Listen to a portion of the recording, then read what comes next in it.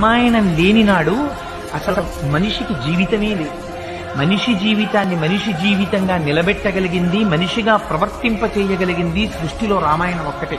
ఎక్కడ రామాయణం చెప్పబడుతుందో, ఎక్కడ రామాయణం వింటారో అక్కడక్కడ దేవతలందరూ వచ్చి వింటారు. కాదు కాదు, అన్నిటికన్నా గొప్ప విషయం ఎత్ర ఎత్ర రఘునాథ కీర్తనం తత్ర తత్ర కృతమస్తకాంజలిం బాష్పవారి పరిపూర్ణలోచనం మారుతిం అవతరాక్షసాంతకం